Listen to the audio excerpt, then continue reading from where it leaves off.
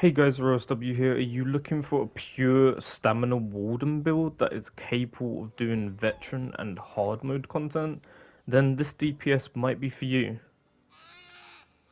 So this build is a Stamina Warden and it's a pure Warden build. It doesn't utilize the subclassing feature. In future, I will do another video on, well, it'll be the same character, however, the build will be different, and that will include subclassing once I mess around with that a little bit. However, this is a pure stamina-based Warden DPS build, and this build is capable of doing vets and hard modes, and even trifectas if the player is skilled enough. Um, this is probably one of my favorite DDs to use, just really because Warden is just fun.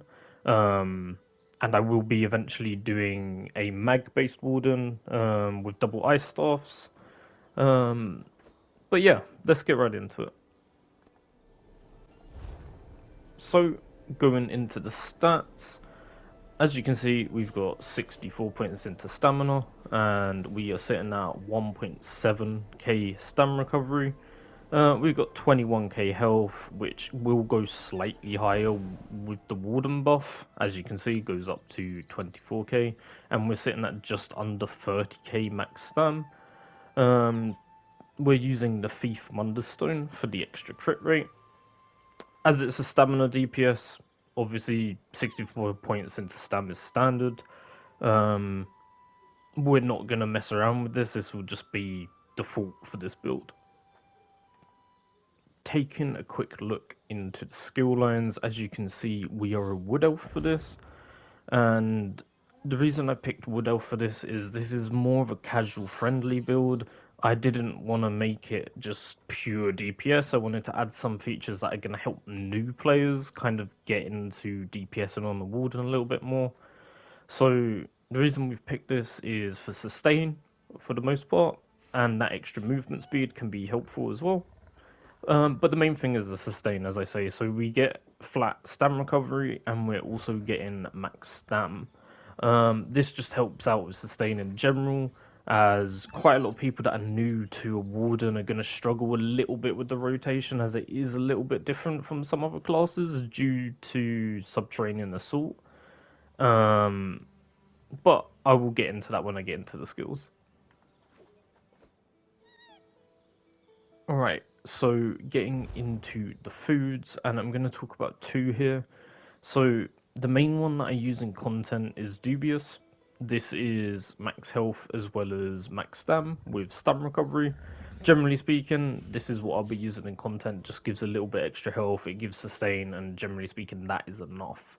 However, I will also mention Lava Foot Soup. This is what you'd use if you was passing on this, and also you can use this in content. I know you do get a drop in health by using this, but sometimes that Warden passive of giving the extra health can actually make up for the lost health a little bit, so you're still sitting at over 20k health while using this, which is nice. But for most content, Dubious is probably going to be enough, unless you're really struggling with sustain. So that's what we're using for food. When it comes to potions, there's a few options here. You have tri-stats, which, if you have access to, are the best sustain option if you don't need other buffs. However, just keep in mind you can use weapon pots. Um, these are really good options as well, and something that you can slot if you do decide to change around certain skills and stuff like that. And then finally, most of the time I'm just using trash pots because, well, they're just sustain. Obviously, as I say, if you have tri-stats, they are better. However, sometimes if you just want to use up some stam pots, that's also another option. Alright, so let's talk about the gear. Now, the one thing I will say is I've tried to use sets that are more obtainable for people, slash sets that people probably already have access to. And there is things that you can change here if you decide to. That is all personal choice, so just keep that in mind. So first things first, on the front bar, we are using Advancing Yakida, and we are using two daggers here for the passive. The first one is in Nirnhome with poison damage. Please make sure the Nirnhome dagger is on your main hand, not your offhand, because if it's on your offhand, it's going to do a lot less damage. so make sure your Nirnhone is on your main hand. And the second dagger is then in charge with flame damage. The enchants don't matter too much which way you put them, so just keep that in mind.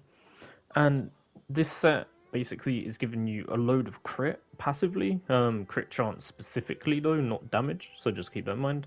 And what this set does is whenever you deal martial melee damage, you are getting extra crit chance for 5 seconds and it stacks up to 5 times, which means you'll probably be sitting at about 1.3k extra, maybe slightly more if my maths is off a little bit.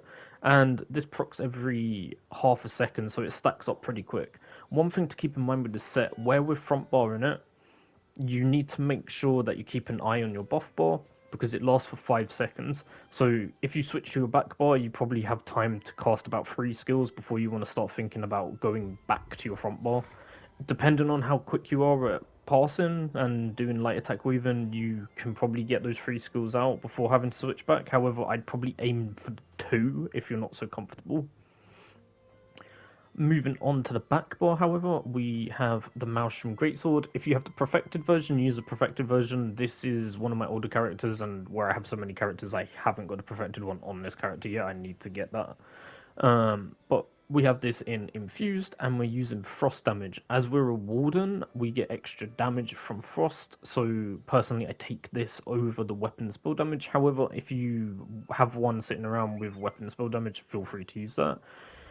And what this does is whenever you use critical charge, you slam into the enemy and it then increases your direct damage attacks by 8% for 18 seconds, and this can stack up to 12%. So if you hit them twice, then you'll get that 12%, which you're going to be doing anyway, so it should happen passively. But make sure that you keep an eye on this just in case you do drop to 1 stack or they fall off. Just keep that in mind when you're using this. Now, moving on, before I go into too much detail about body pieces, I just want to say we are using full medium. Every piece on the body is medium. Every piece is in divines, and every piece has a max stamina glyph. Just so you can see, I will quickly scroll through. As you can see, the sets that we're running as well.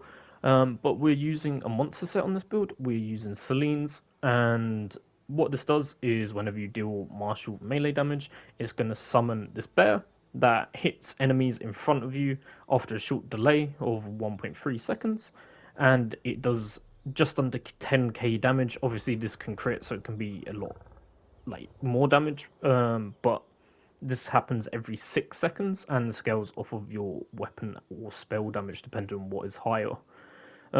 So yeah, every 6 seconds you're getting a burst of damage, and obviously you get an extra line of weapon and spell damage from this as well passively. And as I say, both pieces are going to be in divines with max stam. Next, onto the rest of the body, we are using perfected reliquins. Obviously, if you don't have perfected, that's fine, just use the base version. If you have access to the perfected version, then go ahead and use that. And as I said before, this is all in divines with max stam. And the reason we're using this is, one, it's a trial set, so we get the 3-piece bonus of minus Slayer, which is increasing our damage by 5%. We're getting extra penetration and we're getting extra weapon and spell damage. And what this set does is whenever you use a light or heavy attack, you apply a stack to your target for 5 seconds, and this can stack up to 10 times. So you're going to be getting this as you're doing your light attack weaving, and it will stack up and up until it's at 10. And each stack basically increases the damage that it's going to do, and it's basically applying a dot onto the target. Just bear in mind, this is not AoE, this is what you would call a sticky dot, which basically means it's applying itself to one target. So single target wise, this is great. AoE fights, not so much. However, I feel like the Warden does make up for it with some of the skills that it has, so that's why we're using this for the single target damage. So, as I say, all pieces are in medium, just to say that again, in divines and max stam. Finally, moving on to the jewelry, and there is one thing that can be changed here, and that is the fact that we are using infused. I would probably swap this to Bloodthirsty. However, I have been messing around with Infused versus Bloodthirsty because I just like to mess around with different builds. So the one thing to take into consideration, swap Infused for Bloodthirsty. Bloodthirsty will be way better, especially for boss fights. Infused isn't bad, however, Bloodthirsty will probably be better overall. Now, we're using weapon and spell damage on all of these with stam recovery. This will not change if you were using Bloodthirsty. And yeah, obviously, this is the Advanced in Yukida set, aka Berserking Warrior, and this comes from Hellra. Reliquins comes from Cloud Rest, and then finally Celine's comes from Celine's Web on Veteran. So yeah, these sets, some of them, as I say, like Reliquins, might be better to farm the normal version of Reliquins, which I actually have a pair here. Obviously, you lose a line of weapon spell damage. However, the set basically performs the same. So if you feel like getting the perfected is going to be too difficult for you, just go for the base version. Alright, so let's get onto the skills. Now, there is a few different things that you can use here depending on preference. However, I'm going to give you more of a generic build that you'd use in content. I will talk about some options as I go along though. So, first things first, we have Deadly Cloak, and this is from the Dual Wield skill line. And what this does is you get sort of like an AoE that pulses around you every 2 seconds. It hits targets, dealing damage to enemies within 5 meters, and this lasts for 20 seconds. You also get Minor Evasion, which reduces your damage from area attacks by 20%, which is really, really nice. The one thing that I will say as well is feel free to swap this for Quick Cloak as well. They're both fine. This one will do ever so slightly more damage, so if you prefer having the speed buff from Quick Cloak, then feel free to use that. As I'm a Wood Elf, I don't necessarily need it. However, Evasion can come in handy because, you know, it's on both, whereas the speed buff on the other one, in comparison to the damage, can also be good because of the fact that you can get away from things a little bit quicker. Next, the cornerstone of the whole build, in my opinion, is Subterranean Assault, and it is a morph of Scorch, I believe. And what this is you will proc it, and after 3 seconds, it will come out of the ground in an AoE, dealing 10,000 poison damage to enemies in front of you. And then what will happen is it will do a second hit after an additional 3 seconds. So you want to make sure you don't proc this early. You want to make sure that it does its full duration, and then after those 6 seconds, and after it comes out the ground twice, you then want to reproc it. This is a priority skill. You want to make sure that you are proccing this as soon as you can after it cools down. Kind of similar to Blast Bones on Necromancer. This is something that you want to make sure that you proc as soon as you can. So moving on, we have Barb Trap, and this is a sticky dot. And what this is doing is after a delay of 1.5 seconds, it will then hit the target and apply a dot for 20 seconds. This is doing bleed damage, and it also gives you minor force, which is going to be your main source of this buff. And it also immobilizes, however, you don't really need to worry too much about the immobilize there. One thing to keep in mind as well, and I'm just going to say this as a DPS tip, as you can see, it says that it takes 1.5 seconds to arm. So what this means is you use the skill, and then it has a 1.5 second delay before it actually applies the dot. So in theory, the duration might be 20 seconds, but you want to cast this again 1.5 to 2 seconds before it runs out, so it has the full uptime of 100%. If you cast this after the 20-second duration, it means there's then going to be a 1.5 second delay between it then doing its damage again. So just keep that in mind. This is something you want to apply with a couple of seconds left on the duration so you get the uptime.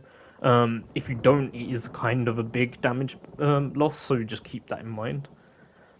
Next, we're using rapid strikes, and what this does is you basically slash the enemy a bunch of times, and it does physical damage in 4 consecutive hits. So, although it says it does 2.8 physical damage there, it's times 4, and then you then have this added effect of each hit will increase the damage by 5%. So the first hit will hit for 1. No, 2.8k, should I say? Then the next hit will hit for 5% more.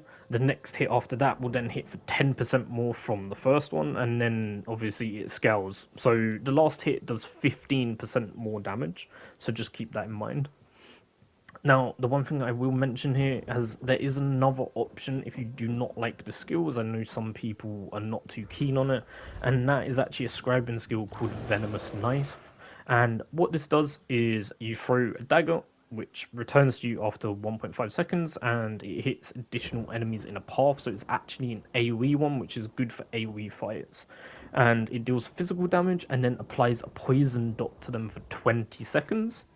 And it also, with the setup that I have, gives you major brutality and major sorcery for 10 seconds, increasing your weapon and spell damage. So this is something that you can pick over rapid strikes. However, as I wanted to make it more accessible for people, rapid strikes is probably one of your best spammables that you have. However, if you have access to Venomous Knife, please feel free to use it. On to the last skill, and that is going to be Cut and Dive. Now, I know a lot of people are going to look at this and think, wait, why aren't you using it as a spammable? The main reason for it is if you actually read the passive, it applies a dot for 10 seconds. Although it does an initial hit of damage, which is nice, that extra dot of bleed damage is quite a significant amount of damage, and it's just nice to have.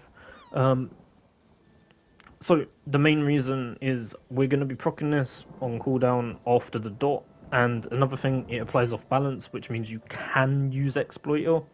You don't necessarily need Exploiter at all times, however, you can slot it if your group has good uptimes on that. But yeah, we're using this mainly as a dot. But just keep in mind, you need to be within 7 meters of your target, which you should be at most times because you're on melee, for it to be doing that.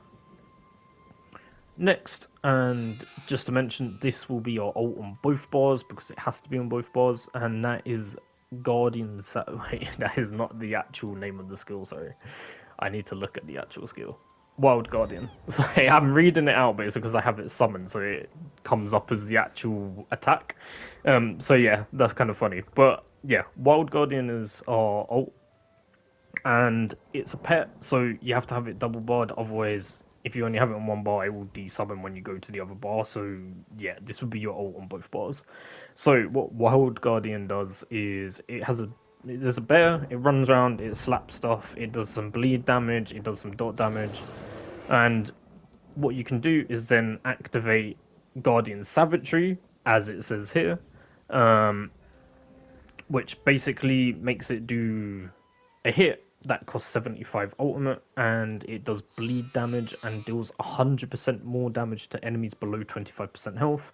So not only does this do a lot of damage in execute, it also does a lot of damage throughout the pass, and as it only costs 75 ult, you're able to use this quite a lot, so it is a really big source of damage. Um, Also, it does bleed damage, which is nice. So if you do use other sets, like there is a few sets that do bleed damage and stuff, you can also swap out Reliquins for stuff like that. But yeah, this ult is really, really nice. Personally, in my opinion, it's the best ult that you can use. There is some argument to use Shooting Star on your back bar. However, I personally prefer Wild Guardian just for the raw damage that it offers. But it's up to you. You can switch it around.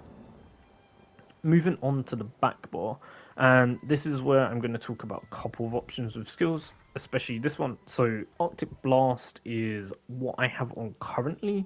However, there is a few options here. You can put stuff like Razor Caltrops, as well as you can even slot degen here if that's something that you want. And yeah, there's a few variations. Either that, or you can also slot a self heal in here if you really want to. But yeah, Arctic Blast is what I have gone for because it does heal. And what this does is it instantly deals frost damage to nearby enemies, and if no enemies are hit, you heal. So just keep that in mind. It can be used as a self heal, but it is also a damage skill. So dependent on your position and the stuff, you will do damage. Dependent if there's no enemies around, you will heal. And what this does is every 2 seconds, it's going to do a little burst of frost damage, and this lasts for 20 seconds in total. And also, it can apply shield, which is just nice. You get brittle from this, and it also can stun after a delay. So just keep that in mind. It can be slightly annoying for tanks, however, it's good damage. Yeah, it's a nice skill. Moving on, we're using Stampede, and this is because we're using the Maelstrom Greatsword, of course. What this does is you launch yourself, so it's a charge ability. You launch yourself into the enemies, and you deal physical damage to all enemies nearby the one that you hit, as well as that enemy. So it does a chunk of damage, and then after you reach your target, it summons this kind of like pool on the floor that does physical damage to all enemies in the area every 1 second for 15 seconds. So basically, what it does, slam into an enemy, do a big burst of damage, leaves a dot on the floor, or AoE on the floor, sorry. That then does damage over time. And this is something that will also proc your enchant on your back bar, so just keep that in mind as well. You want to make sure that you're using this when you can.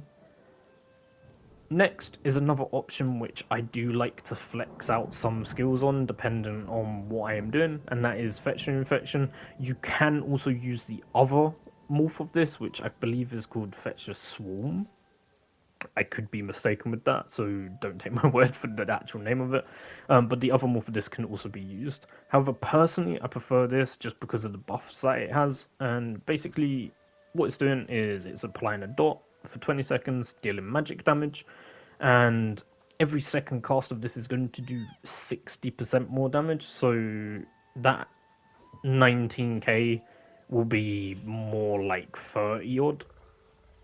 And the main reason we're also using this is doing minor vulnerability for the duration as well, so this is a source of that if you don't have that in group. However, the one thing that I will say as well is sometimes I do actually swap this out and use Ballnetch.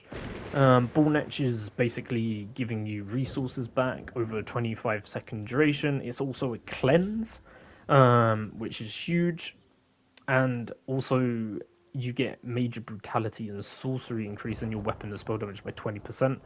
As you can notice, this is also the same as the scribing skill on the front bar. And yeah, this is something you can switch in certain fights. So just keep that in mind. That might be an option that you want. Another skill I'm just going to talk about, as I've noticed it here, is Bird of Prey. This is something that sometimes I will slot on my front bar instead of Deadly Cloak or Cut and Dive, dependent on the situation. If I need more single target, I will keep on Cut and Dive. If I need more AoE, I will keep on Deadly Cloak. But sometimes this is just nice to get around. Or the other option is you can obviously swap out Deadly Cloak and use the other morph of it if you're just using Bird of Prey for the speed boost.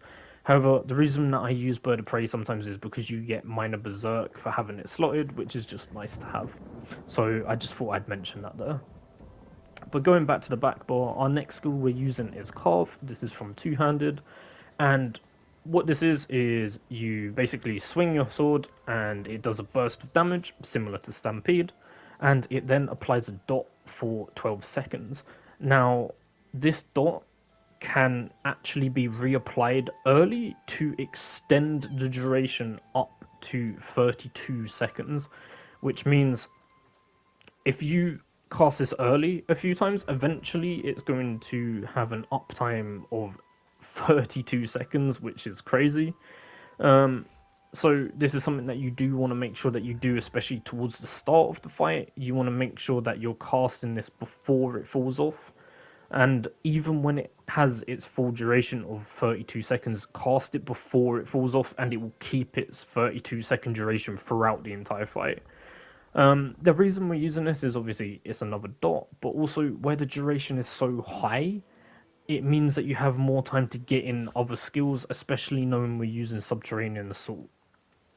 So another thing to note with this as well is it also gives you a damage shield for 6 seconds. So if you're in a situation where you really need to be block casting and you're not going to be casting much, you can swap to your back bar and actually spam this a little bit. It's kind of like having an Arcanist beam, but not obviously. So yeah, this one can be good just for survivability as well. Now, finally, we have Winter's Revenge, and this is the last skill on our back bar. And what this is it puts an AoE on the floor, and it is doing frost damage every 1 second for 12 seconds. Now, one thing to note with this as well is this setup can be changed slightly if you want to use a Destro staff. If you want to use a Destro staff, you can use the Inferno from Maelstrom, and then swap out Stampede for either Blockade or the other morph of Wall of Elements. And you can then swap out Carve for another skill. Depending on what you want to do, you can put in something like Degen here. But yeah, it's something that's kind of preference if you want that extra damage from the skill. However, personally, I just prefer the two-handed for the damage that it offers. However, AoE fights, you could swap out to a Destro. And also, this is the other added effect of applying Chilled, similar to Arctic Blast, so you're getting even more brittle for your group if you do not have a source of that. And the one last thing about the skill is it does snare, which isn't necessarily a bad thing because it just helps the ad pool get like kind of grouped together a little bit. So that's always nice as well. As I said as well, on the backboard there is a few skills that you can swap for this, like Caltrops and stuff like that. So just keep that in mind as well. But that is what I am using currently. Alright, next I'm just going to talk about some passives. I'm not going to go into too much detail as always just because I will hover over most of them so you can read them. But on Animal Companions you want to take all of the passives. This skill especially is really nice, passive should I say, is really nice because you're getting health back whenever you cast an Animal Companion skill or when it ends. So you're just getting some passive healing from that, so that is one that I definitely take. But yeah, moving on. I'm not going to go into too much detail as I say, but you get some ulti regen from this one. You get some recovery from this one. And finally, you increase your critical damage by 5%, which is huge. So yeah, this one's really nice, and you're getting 15% in your front bar and 10% in your back bar. Moving on to green balance, and although we're not using any skills from this, we are going to be taking all of them just for the sake of having all of them because they help with healing.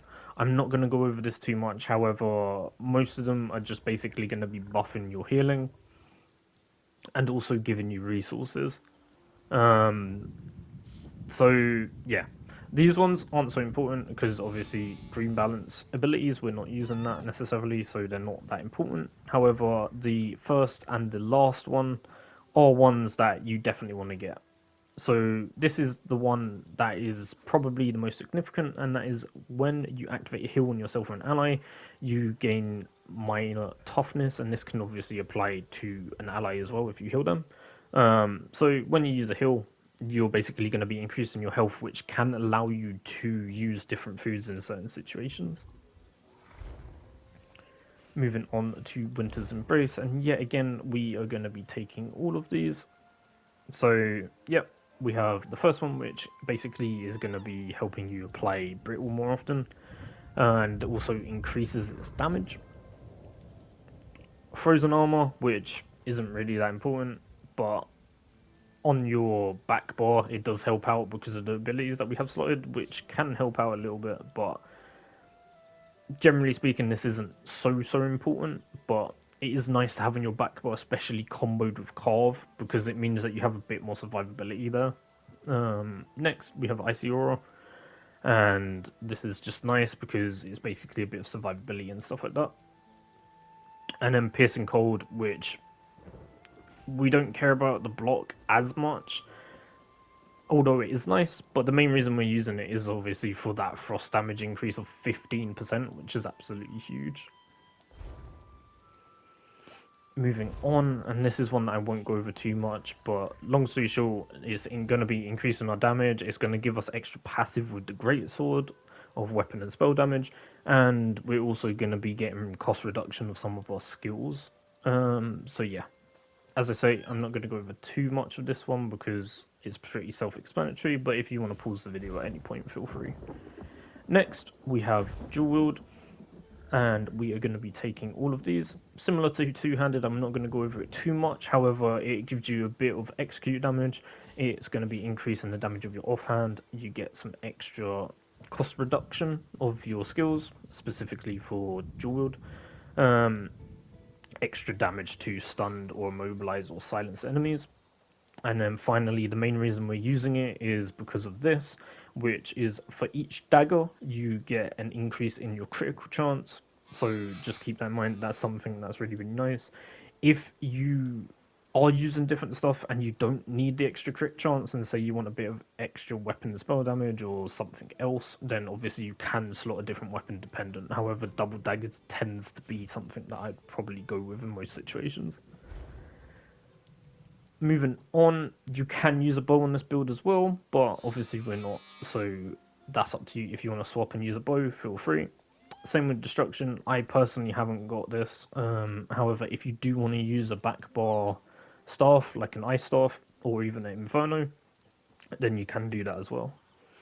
Next, we don't necessarily need any of these passives. I've just got them just in case I ever put a light piece on, but yeah. If you're using full medium, obviously you don't need to take this.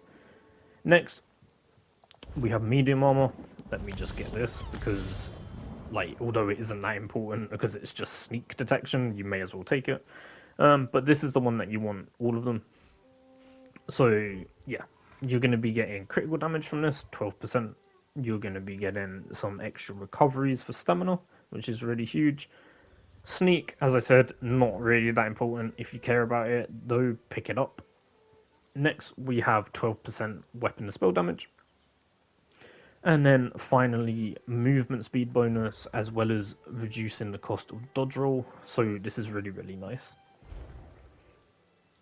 So moving on, we then have some Fighter's Guild passives here. And first, we have this one, which reduces the cost of our Fighter's Guild ability. So Barb Trap is going to cost 15% less. We then have the Slayer passive, which will apply on the front bar, and you get an extra 3% weapon and spell damage here. Next, you generate 3 ultimate whenever you kill an enemy, and then finally, your Fighter's Guild abilities deal an additional 10% damage when it is a vampire or werewolf. Moving on, this is something to just keep in mind. If you do take degen, you want to make sure that you are taking these passives. I won't go into detail, I will just hover over them though. Next, we have Undaunted, and we still want to take these passives, mainly for the sustain on Undaunted Command, which is whenever you take a synergy, you gain 4% of your resources, and that's for all resources. And then next, you will get the extra bonus from having the different pieces. If you're using One Piece Light, you'll get the 4% like this. If you're using the full medium, then you will get 2%, but take this either way. Moving on, this is just something to keep in mind as well. If you want a self-heal, I would also recommend Resolving Vigor. You can put this on your back bar if you need a self-heal, so just keep that in mind. Support, we don't take anything, and then obviously Wood Elf, as I went over earlier in the build, you want to take all of them. Finally, I'm just going to talk about champion points. Now, I'll start off with the green tree as there isn't too much to say here. The first one that I like to take, regardless of any build that I'm on, is Steed's Blessing. This is just because you're getting 20% movement speed while you're out of combat, which just means you get from Adpool to Adpool quicker, and obviously you're Wood Elf, so you're going to be even faster on top of that.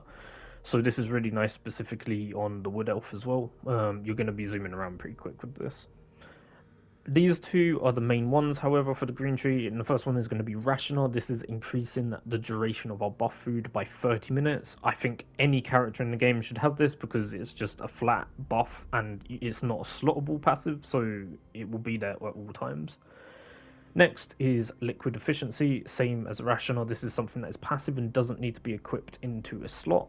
And what this is doing is whenever you use a potion, you have a 10% chance not to even consume that potion. So it's just nice to have, would recommend on all characters. Next, I'm actually going to go over the red tree first, just because there isn't too much to say here. But personally, we are using Celerity, we are using Rejuvenation, Fortified, and Boundless Vitality.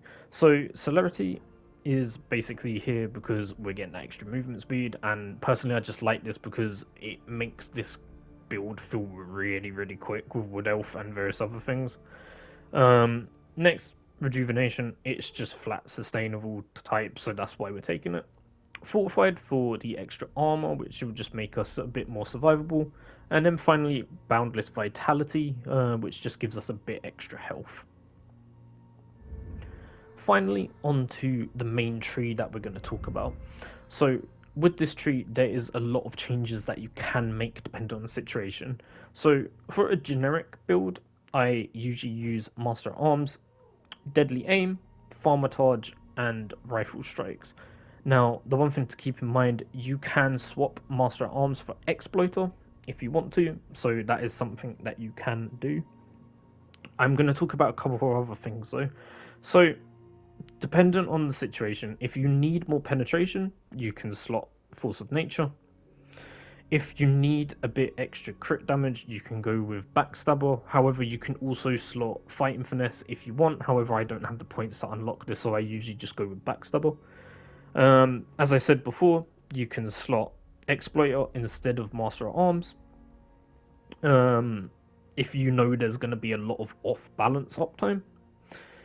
The next thing to say as well is you can slot Biting Aura in certain situations if you know there is going to be a lot of AoE in the fight. Like, if you need to do a lot of AoE damage and you know that a lot of it is going to be AoE, put on Biting Aura. And then in some situations, the one thing that can happen is you can slot Master at Arms instead of Farmatage and then pick up something else. However, generically speaking, this is what I would go for in a lot of situations. But as I said, it's subject to what you're doing. But yeah, guys, that is the build, and thank you yet again for all the support on the channel recently. And please feel free to comment, like, subscribe, all of that. It's always appreciated. And even if you have criticisms of the build or things you would change, feel free to put them in the comments, because there might be something that you would do differently which someone else might like. And at the end of the day, I'm always open to constructive feedback. I know this is probably a little bit of an outdated build, but it still functions. It still hits over 100k. The last time I tested it, I think it hit about 130, give or take.